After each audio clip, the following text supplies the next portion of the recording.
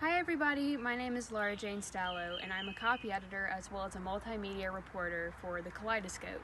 And in honor of Earth Day and our department's partnership with UAB's Department of Sustainability, I'm going to be showing you guys some of the local flora of our wonderful state, Alabama. So why don't you guys come on with me. The first plant that I'm going to be showing you today is actually a fern.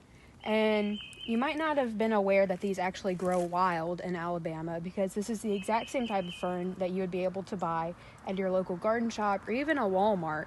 And they really love really shady areas, and they just grow all over the place here, and you can find them just about anywhere in a nice shady area. So the next plant on our stop might look really small, but for a lot of people out there, and speaking from personal experience, it's a really big nuisance, because this plant is called poison ivy. Typically grows in these three leaf patterns. So there's like the primary leaf that sticks out in the middle, and then the two to the sides. So you want to make sure that you steer clear of that plant, even if you don't know if you're allergic to it or not.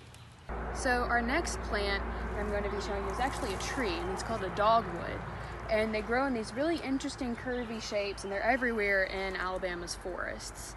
And they bloom in two separate colors. They can either bloom in white or pink, and the white ones typically bloom before the pink ones.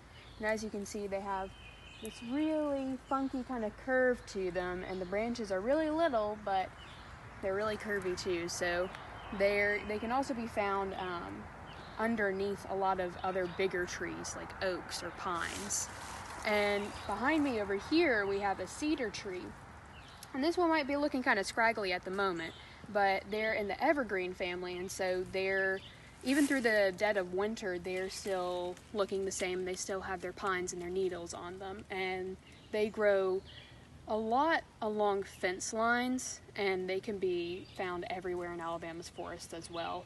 And the final plant on our list is called the oak leaf hydrangea, and it's actually one of the state wildflowers here in Alabama.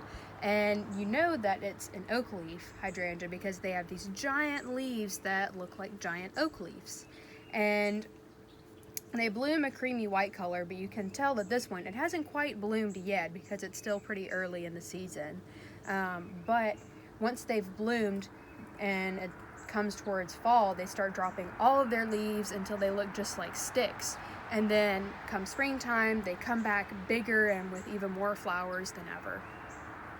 So I hope you enjoyed learning a little bit more about Alabama's native plants. And remember, April 21st is Earth Day, so we should all take a minute to appreciate the beauty around us and do our part to protect it.